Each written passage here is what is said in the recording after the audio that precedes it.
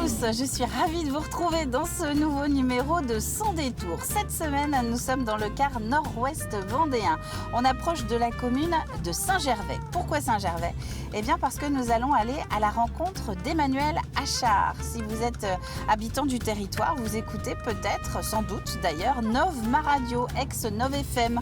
Eh bien c'est là qu'Emmanuel elle officie. C'est une consoeur, elle est journaliste depuis pas mal d'années.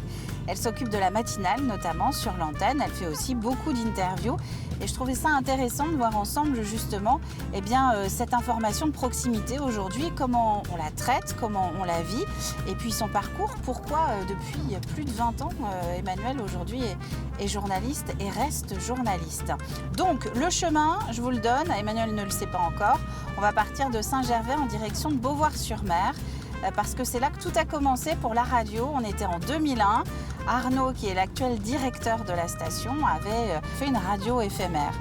C'est de l'éphémère qui dure, puisque 20 ans après, la station existe toujours et a donc déménagé quelques kilomètres plus loin. Vous savez ce qu'on fait pour ce premier numéro? J'ai pas donné rendez-vous au pied de la mairie ou d'une église. On va aller chercher Emmanuel directement à son boulot. Elle est en train de terminer la matinale. On va voir si elle a un petit peu de temps à nous accorder. Bon, j'espère. C'est la magie de la télé, ça.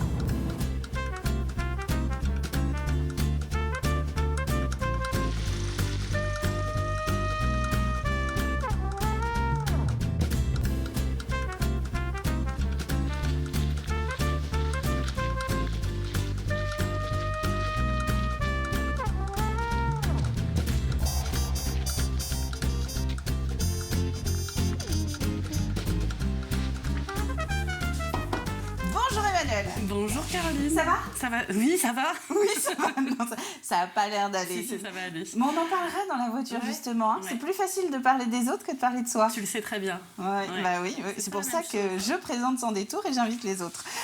Et un jour, on fera l'inverse, peut-être. Ouais, peut-être. Dis-moi, as-tu terminé?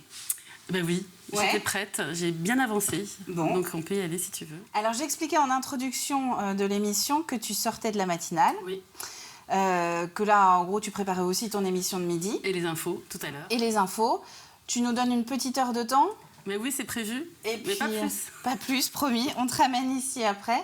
On va profiter de notre balade dans le nord-ouest vendéen pour parler un peu de ton parcours, puis de la radio, et puis voilà, et puis de tout ce qui fait que tu es ici. Ben avec c'est plaisir. Prêt? Oui, je suis prête. Allez, c'est parti, on y va. On prend le manteau quand même, parce qu'il fait beau, mais un peu frais. Allez, dans ton coin, il fait un petit peu frais. Oui.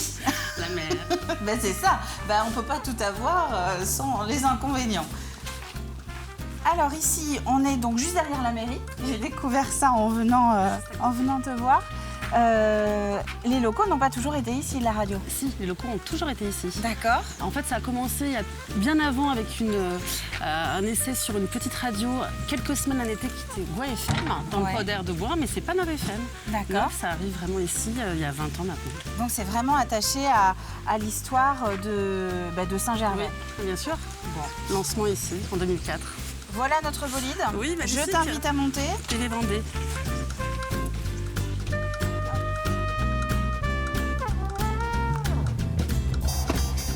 Et donc là, la présentation que je fais régulièrement, c'est que nous avons les deux petites caméras. Ouais.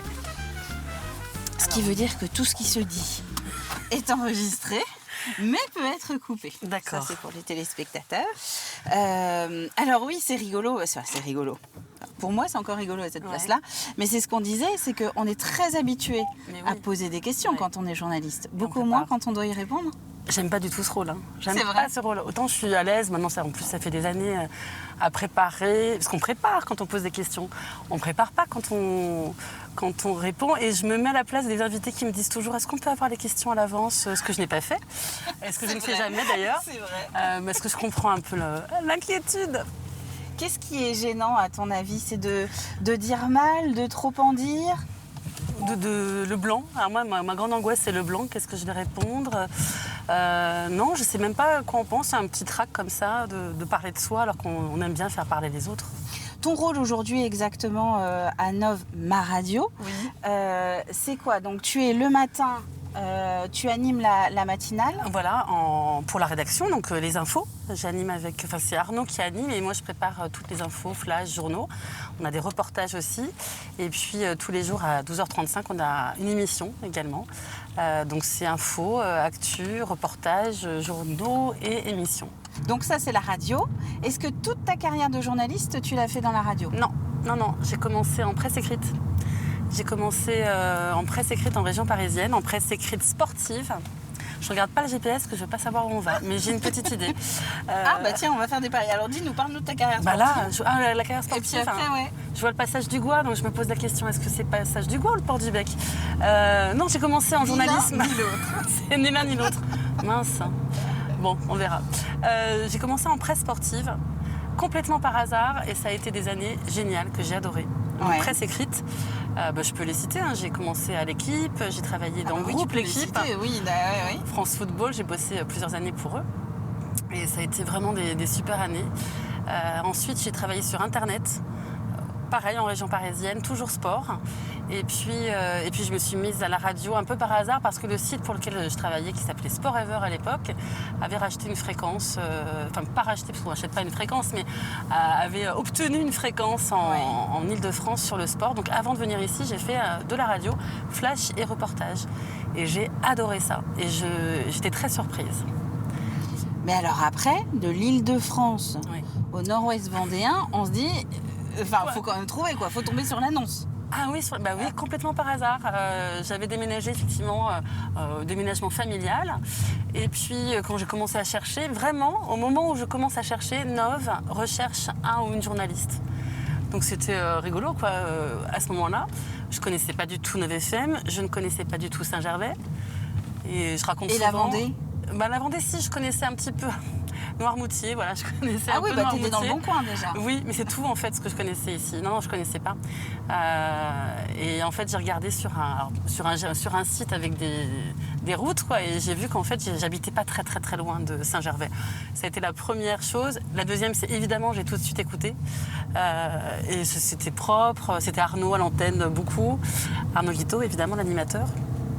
Et voilà, je suis venue et ça s'est fait comme très ça. Très vite, ouais. Tu te verrais ailleurs aujourd'hui ou dans quelques années? Dans quelques années. Je pense que là, ça fait quand même très longtemps que je suis là. J'ai pensé à un moment donné chercher un petit peu ailleurs et puis pour plein de raisons, familiales, etc. Je ne me vois pas partir, non. Je ne me vois plus partir maintenant. J'ai l'impression que ça va durer encore un peu. Et puis tu es très lié au territoire, forcément. C'est le type de métier qui fait que tu connais les gens, tu sais ce qui se passe. Et il n'y a pas plus finalement chez soi qu'un journaliste de proximité, un journaliste localier. C'est fou, oui. Alors qu'effectivement, jusqu'à 9FM, je n'avais pas fait de local. Et j'ai découvert. Et effectivement, après, ça fait 16 ans que je suis là, ça fait beaucoup d'années. Donc on connaît, je connais maintenant, comme je dis souvent, les acteurs du territoire. Alors les assos, les élus, les sportifs, les comédiens, les artistes, plein de monde. Et oui, je connais beaucoup mieux ce territoire que là où j'habite, par exemple, bizarrement. Qui est un tout petit peu excentré. À côté, voilà, un petit département voisin, je peux le dire. Non, je ne on le dit pas. On va pas le dire, c'est en Loire-Atlantique. Alors, on ne le dit pas. Mais oui, nord-ouest Vendée, surtout, voilà. C'est surtout le nord-ouest Vendée en plus, Nov. Hein. Oui. Oui, parce que toi, La Roche-sur-Yon, c'est la Pampa, c'est le bout du monde. Exactement. J'y vais de temps en temps, mais rarement. Oui, mais même les sables ou même Montaigu. Montaigu, les herbiers, j'en parle dans mes flashs, mais jamais on ne fait de reportage là-bas. Ce qu'on n'a pas dit, c'est que Nov Ma Radio, c'est 3 Comcom, c'est ça? Oui. C'est une radio qui est associative, qui est subventionnée par 3 comités de communes, Chalangois, le Océan-Marais-de-Mons et Saint-Jean-de-Mont. Donc ça, c'est vraiment les territoires historiques. Et puis depuis quelques années aussi, depuis plusieurs années, l'île de Noirmoutier. Donc c'est vraiment un quart nord-ouest du département de la Vendée. Donc assez touristique, notamment. Donc l'été, l'activité pour la radio doit être assez intense. C'est intense et c'est génial parce qu'on a effectivement beaucoup de sorties culturelles, sportives. Il se passe beaucoup de choses. Il s'en passe aussi toute l'année. Hein. La programmation ne change pas énormément, mais on a un petit peu d'informations supplémentaires, de rendez-vous supplémentaires l'été. Ouais. Alors je vais te dire où on va. Ouais. Tu l'as indirectement évoqué dès le début de l'émission. D'accord.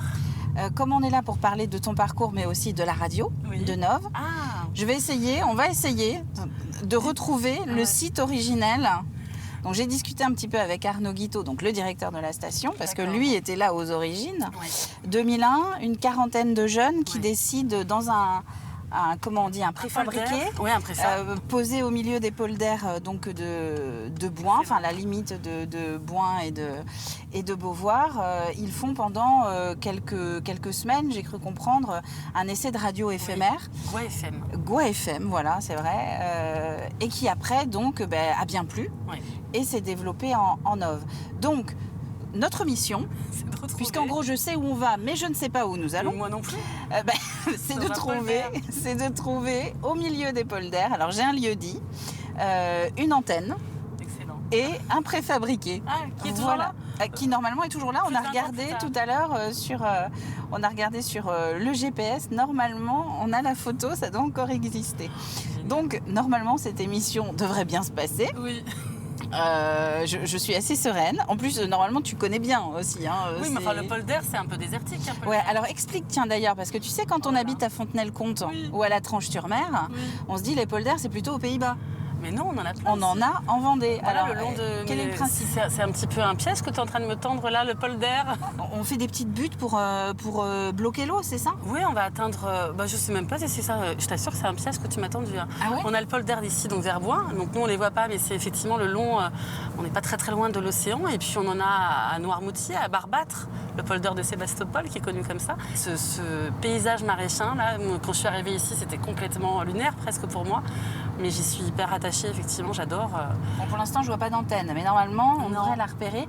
Et la transition n'est absolument pas facile pour moi, pour enchaîner avec la musique que tu as choisie. Ça n'a aucun rapport avec le territoire. Pour la première fois dans Sans Détour, on va écouter BTS.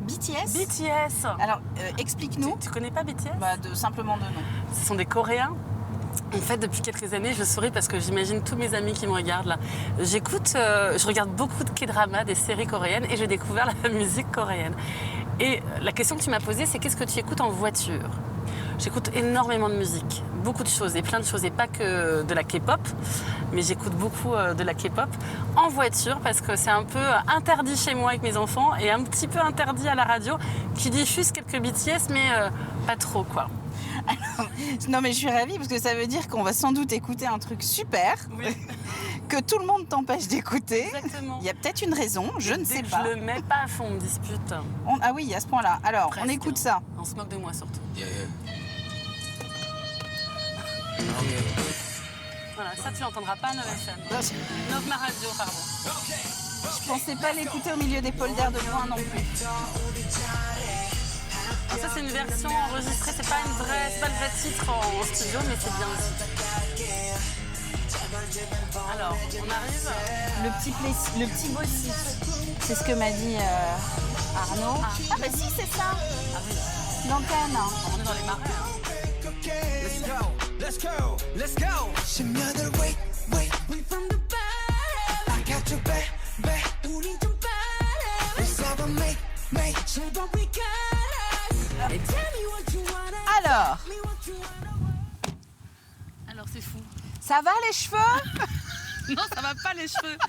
J'ai pu me coiffer ce matin en attendant ta caméra, mais là... Alors, je me tourne vers Arnaud en espérant que les micros, ça fonctionne bien. C'est OK. Je t'ai dit qu'il n'y a pas beaucoup de vent ici. Oui, c'est vrai. Non, mais ça me rassure parce que moi, j'ai dit qu'il y en avait. Donc, alors, nous sommes ici. C'est un peu ce que... on va recontextualiser. C'est un peu ce qu'on disait. Tu en as parlé au tout début. Oui. Goua FM. Oui. Les racines de Nov FM. 2001. De Nov Ma Radio. Oui. C'est ici. Oui. Là-dedans. C'est incroyable. Non, alors attends, on va s'approcher. J'ai toujours entendu parler de ce préfabriqué. Et tu étais jamais venu? Mais non, jamais. Et puis je savais même pas qu'il était encore là, debout, devant l'antenne. C'est-à-dire que les journalistes, ils ont une drôle de tête aujourd'hui. Mais je suis sûre qu'elles étaient là déjà. Qu'elles étaient là, c'est peut-être pas les mêmes. Non. Et l'antenne, donc c'est fou en fait. On m'a souvent parlé de ce Goua FM, d'un été où plein de jeunes ont fait de la radio dans un préfabriqué au polder, de pas très loin de Bouin. Donc dans un polder. Et c'est vrai alors. Alors, ce qu'on peut dire aussi hors caméra, c'est qu'on a cherché la définition polder. Parce qu'Emmanuelle, voilà, elle dit ah, je ne sais pas ce que c'est. Donc, qu'as-tu retenu? Alors, j'ai retenu que, bon, ça je le savais, les marais, c'est quand même les hommes qui les ont créés et qui les ont creusés. Et les polders, en fait, ce sont des étendues qui ont été créées par l'homme. Le niveau est plus bas que la mer et donc forcément tu as des digues autour pour permettre l'agriculture, etc. Donc on a effectivement ces digues qui vont être plus derrière en fait les éoliennes. Là. J'espère que je ne me trompe pas sur la géographie. Mais oui, j'ai cherché l'exacte définition. L'exacte définition. Et ce qui est donc quand même assez incroyable, c'est qu'il paraît qu'aujourd'hui, si vous-même vous êtes des anciens auditeurs, 2001 hein, on disait, de Gua FM, c'est que donc tout a commencé dans ce petit préfabriqué avec ces jeunes encadrés par Arnaud, qui était animateur non, à ce moment-là. Oui, il a commencé très jeune la radio, Arnaud Guiteau, qui est aujourd'hui le directeur de Neuve, et animateur toujours. Il a commencé à 15 ans, donc en 2001, il avait un peu plus que 15 ans. Et oui, je crois qu'il a encadré plein de jeunes et ils s'en souviennent tous, et beaucoup d'auditeurs s'en souviennent de ce passage de Gua FM l'été 2001. Je dis l'été, mais c'est peut-être pas l'été, mais je suis quasiment sûre que c'était un été, c'est des jeunes en vacances. Quoi. Oui, sur plusieurs semaines, c'était probablement sur les grandes vacances. Toi, quand justement tu avais cet âge-là, une quinzaine d'années, tu t'imaginais journaliste? Oui. Radio, non, parce que je suis quelqu'un qui parle très vite. Quand je l'ai dit tout à l'heure, j'ai dit, je ne me voyais pas en radio et j'adore ça. Et journaliste, oui, dès 14-15 ans, je me suis intéressée à l'actualité et j'ai voulu être journaliste dès la fin du collège. J'ai pas rebondi quand tu disais que tu avais commencé dans le milieu plutôt sportif, notamment football. Oui. Ça s'est passé comment? Très bien. Tu vois ce que je veux dire? Non, une fille en presse écrite en football. Mais aujourd'hui, oui. Non, mais aujourd'hui, ça pose pas de soucis. Plein de femmes. Oui. On était très très peu de filles. Mais quand nous on a commencé, c'était pas forcément le même état d'esprit. Non, j'étais entourée d'hommes.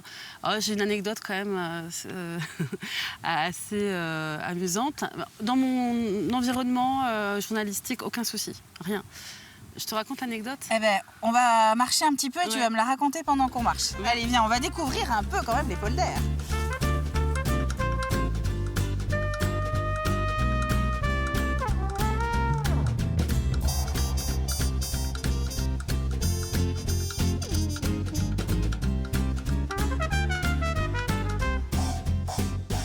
Alors, Emmanuelle, cette anecdote.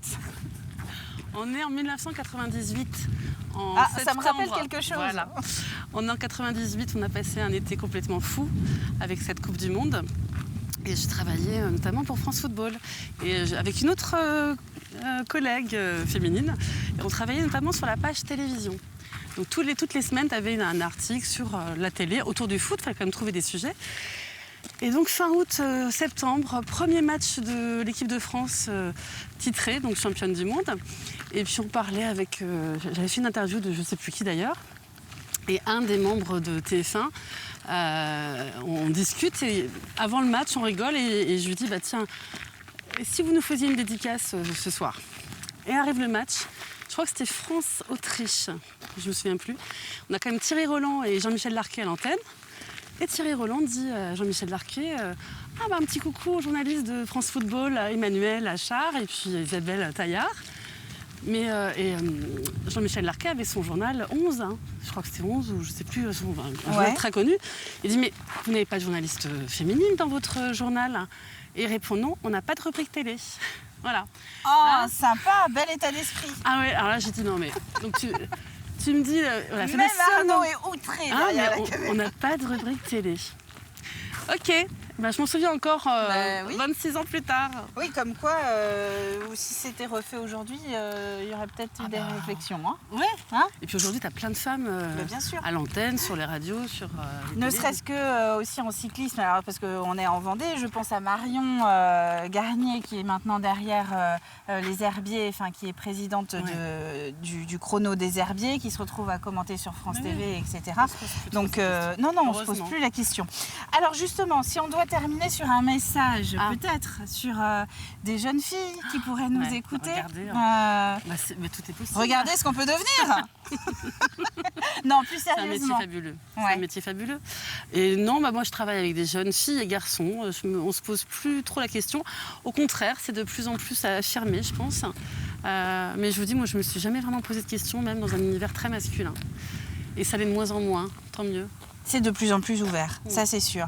Eh ben, en tout cas, merci beaucoup Emmanuel de nous avoir accueillis sur tes terres. Merci à toi. Je suis ravie de t'avoir fait découvrir, t'avoir fait réviser Non, oui. la définition du polder, Oh la honte. de t'avoir emmené aux racines de ta radio. Ouais, que je ne connaissais pas. Et pourtant, je passe sur cette route régulièrement. Eh ben, tu ne verras Ouais. plus le petit Bossy, ça c'est pour le lieu dit, Voilà. de la même manière. Non. Et venez voir ce petit préfa. Oui, venez voir ce petit préfa. C'est vache. Si les auditeurs ou les futurs auditeurs ont envie de découvrir Ouais. Nov, Ouais. bon, il y a le site internet. Oui. Euh, Instagram maintenant. Facebook. vous êtes moderne. Oui, depuis quelques temps.